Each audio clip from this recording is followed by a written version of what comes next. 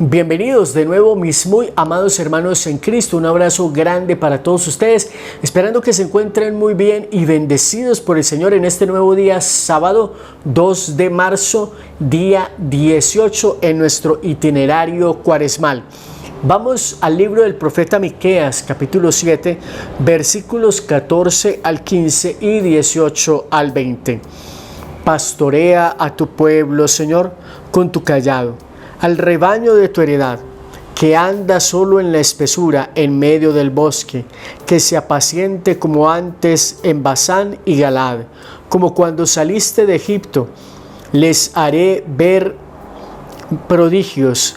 ¿Qué Dios hay como tú, capaz de perdonar el pecado, de pasar por alto la falta del resto de tu heredad? No conserva para siempre su cólera, pues le gusta la misericordia. Volverá a compadecerse de nosotros, destrozará nuestras culpas, arrojará nuestros pecados a lo hondo del mar. Concederás a Jacob tu fidelidad y a Abraham tu bondad, como antaño prometiste a nuestros padres. Palabra de Dios, te alabamos, Señor. Amados hermanos, el profeta Miqueas está pidiendo que sea Dios quien pastoree nuevamente a su pueblo, al rebaño que es su heredad, a nosotros que somos sus hijos, que a veces anda en la espesura, en medio del bosque. Lo complejo del bosque, la espesura del bosque, donde de pronto uno no tiene un horizonte claro y necesita dirección. Que se apaciente como antes al pueblo de Dios. Hay algo que me llama profundamente la atención y es que tenemos un Dios capaz de perdonar nuestros pecados. Amados hermanos, muchas veces hemos tocado este tema del pecado imperdonable, que tiene dos dimensiones. El pecado contra el espíritu, en una primera dimensión, es atribuir al mal cosas que son del bien o atribuir al bien cosas que son del mal. Y la otra dimensión del pecado es permanecer duros en nuestro corazón para no permitir que Dios nos perdone. Es decir, que hasta el último instante de nuestras vidas permanecemos renunciando voluntariamente a esa misericordia de Dios. Es que Dios no puede cambiar nuestro no. Si yo le digo a Dios no, Él no puede cambiar eso, porque Dios nos ha dado libertad. Y dice la palabra que si nosotros venimos a Él, Dios destrozará nuestros pecados, arrojará nuestros pecados a lo hondo del mar. ¿Quién, mis amados hermanos, quién puede ir hasta el fondo del mar? O sea, está hablando de que prácticamente si Dios arroja nuestros pecados, no volverá a echar memoria de ellos. Si nos hemos arrepentido, como siempre lo hemos dicho, desde el corazón. El Salmo 102 nos dice: el Señor es compasivo y misericordioso. Bendice, alma mía, al Señor, y todo mi ser a su santo nombre. Bendice, alma mía, al Señor, y no olvides sus beneficios. Él perdona tus culpas y cura tus enfermedades. Él rescata tu vida de la fosa y te colma de gracia y ternura. Qué bueno, mis amados hermanos, poder en este momento comprender que para nosotros es importante levantarnos en gratitud delante de Dios, porque Él perdona nuestras faltas, porque Él perdona nuestros pecados, porque ya no vuelve a tener memoria de nuestros pecados. Además de eso, nos sana de nuestras enfermedades. Comprendamos y recordemos, amados hermanos, que no siempre, pero sí hay ocasiones en las cuales el pecado tiene que ver con nuestra enfermedad. Es decir, la consecuencia es la enfermedad. El origen de la enfermedad está en el pecado. Ya lo hemos dicho en otras ocasiones. Dios no está acusándonos, ni tampoco está guardándonos rencor de manera perpetua, porque Dios es un Dios de amor y muchas veces no nos trata como merecen nuestros pecados, ni nos paga como merecen nuestras culpas. A ver si de pronto podemos tener un poquito de conciencia acerca de eso. Si tú estás verdaderamente arrepentido, con humildad en tu corazón, por haber ofendido a Dios, Dios te puede perdonar. Y el perdón de Dios es algo tan grande que definitivamente Él no guarda memoria de nuestros delitos. Cuando Dios nos perdona, nos perdona. Ahora, ¿qué hace falta para que Dios nos perdone? Sencillo, lo que hace falta es que nosotros tengamos un corazón humilde, sencillo, sincero. Es decir, que actuemos siempre con la verdad. Si tú confiesas delante de Dios tus pecados y te arrepientes de ellos, Dios te va a perdonar. Pero si tú confiesas a Dios tus pecados, pero quieres seguir pecando, ahí no hay pecado que se borre, porque no hay arrepentimiento por el mal que hemos cometido. Y en el Evangelio de Lucas está el capítulo 15, versículos del 1 al 3 y del 11 al 32. En aquel tiempo solían acercarse a Jesús todos los publicanos y pecadores a escucharlo.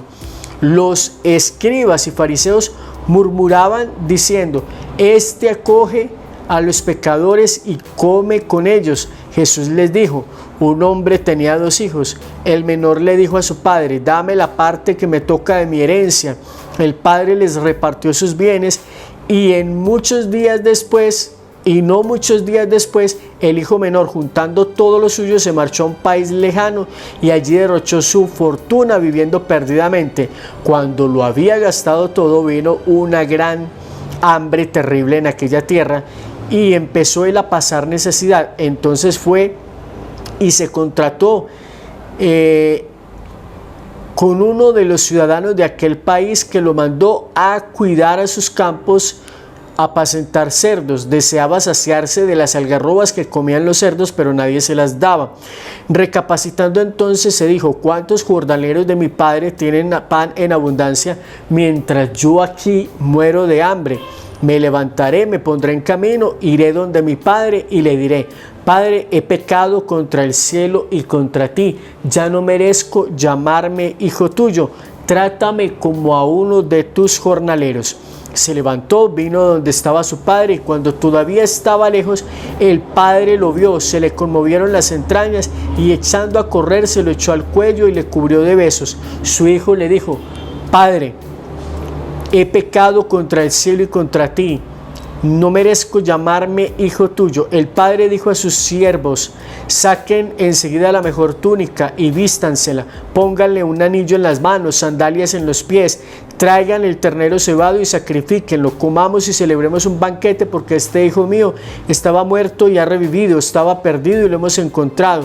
Y empezaron a celebrar el banquete. Su hijo mayor, que estaba en el campo, cuando al volver se acercaba a la casa, oyó la música y la danza, y llamando a uno de los criados, preguntó qué era aquello. Él le contestó: ha vuelto tu hermano y tu padre ha sacrificado el ternero cebado, porque lo ha recobrado con salud. Él se indignó y no quería entrar, pero su padre salió e intentaba persuadirlo. Entonces él respondió a su padre: mira, en tantos años como te sirvo, sin desobedecer nunca una orden tuya, a mí nunca me has dado un cabrito para tener un banquete con mis amigos. En cambio, cuando ha venido ese hijo tuyo, que se ha comido tus bienes con malas mujeres, le matas el ternero cebado. El padre le dijo: hijo, tú estás siempre conmigo y todo lo mío es tuyo, pero era preciso celebrar un banquete y alegrarse, porque este hijo tuyo estaba muerto y ha revivido, estaba perdido y lo hemos encontrado. Palabra del Señor. Gloria a ti, Señor Jesús. Queridos hermanos, un texto bastante largo, pero muy bonito para interpretar. Un hombre tenía 2 hijos. Uno de ellos, el menor, le pidió al padre que le diera la parte de su herencia. ¿Sí? Entonces, cuando uno le pide al padre la herencia, ¿qué es lo que literalmente le está diciendo? Muérete. ¿Por qué? Porque en la cultura se entiende que los hijos reciben la herencia cuando el padre o sus padres mueren. Segundo elemento, lo juntó todo y se fue a un país lejano, es decir, a vivir la vida como se le diera la gana para que nadie lo estuviera juzgando. Qué bueno que comprendamos eso. Y estamos llenos de amigos mientras estamos pecando, pero cuando llega gran necesidad a nuestra vida y nos hemos acabado todo, ahí sí no hay amigos que valgan. Este se va entonces y pide trabajo a uno de los de aquel país que lo manda a cuidar sus cerdos. Si estamos hablando de un judío, para un judío cuidar cerdos es caer en algo bajo, porque para los judíos el cerdo es un animal impuro. Ahora imagínense esto, que él quería saciarse con las algarrobas que le daban a los cerdos, pero nadie se las daba. Si nosotros miramos este detalle, nos damos cuenta que en tiempos en que no había nada mejor que darle a los cerdos, le daban algarrobas, es decir, lo peor que se les podía dar. Y este hombre decía que quería llenarse el estómago con las algarrobas que le daban a los cerdos. Eso quiere decir que no podía caer más bajo de ahí. Y estando en esa situación, recapacita. ¿Cuántos jornaleros en la casa de mi padre tienen pan de sobra, mientras yo aquí muero de hambre? Y al menos eso inicialmente le hace recapacitar. ¿Cuántas personas viven en el camino de Dios y tienen paz y tienen encuentro con Dios, y yo aquí estoy viviendo una vida que definitivamente no me corresponde? Y se pone en camino con un discurso, pero lo más hermoso es encontrarnos con el Padre. Imagínense ustedes dónde estaba el Padre, que lo divisó cuando venía a lo lejos y salió inmediatamente y corrió a su encuentro con amor. A lo mucho, uno de nuestros padres nos ve que vienen, que venimos de lejos, se hacen los de la vista gorda, se entran como si no nos han visto y se hacen los duros. Aquí el Padre se derretía como mantequilla en arepa caliente, con amor, cuando ve el regreso de su Hijo. Y eso es lo que nosotros tenemos que comprender, mis amados hermanos, como Dios, que es grande, que es todopoderoso, que no necesita de nosotros, se derrite de amor por nosotros. Y nos dice el texto: revestirle de una túnica, colocarle un anillo, ponerle sandalias en los pies, es nuevamente devolverle la pureza, devolverle la realeza de hijo y devolverle la dignidad. Son cosas demasiado hermosas para nosotros comprender. Y enseguida la fiesta. Hay más fiesta en el cielo por un solo pecador que se convierte que por 99 justos que no necesitan conversión. Y enseguida viene la del hijo mayor, que siempre estuvo con el Padre, haciendo lo que el Padre le mandaba, pero es que resulta que el texto nos dice que el Padre le distribuyó a los dos hijos la parte de la herencia. Es decir, el hijo mayor, aparte de que recibe la herencia, se queda viviendo a costillas del Padre. ¿Cómo es posible que si el Padre les da la herencia, él no sea quien tenga la capacidad de sacar uno de sus cabritos para compartir con sus amigos? No, tiene que ser uno de los cabritos del Padre. Por lo tanto, aunque nos está diciendo que el hijo mayor siempre estuvo al lado del Padre, prácticamente estuvo ciertamente hasta cierto punto como un parásito, porque ¿cómo viene a reclamarle al Padre: nunca me has dado un cabrito, si el Padre les dio la herencia a los dos? ¿No se dan cuenta de eso? El uno se fue y el otro se quedó, pero se quedó viviendo a costillas del Padre, esperando que el Padre le siguiera dando a partir de que ya le había dado su parte de la herencia. Y eso tampoco es correcto, eso tampoco es coherente. Y fuera de eso, pues viene y trae a ese hijo tuyo, lo trata con desprecio, porque es que no lo está tratando. Viene mi hermano, o sea, no se está alegrando de la conversión de su hermano, y enseguida le saca en cara a su padre que todo lo que tenía se lo fue a gastárselo con prostitutas. Pero bueno, qué rico que nosotros podamos comprender que Dios nos está tratando de enseñar que tanto padre como hijo deberían de estar amando al hermano que estaba muerto, que estaba perdido, que ha vuelto a la vida y que lo hemos encontrado. En nuestro corazón lo que debe existir es alegría y gozo ante la conversión de un hermano. 3 mensajes cortos, interesantes entonces. Arrojará nuestros pecados a lo hondo del mar.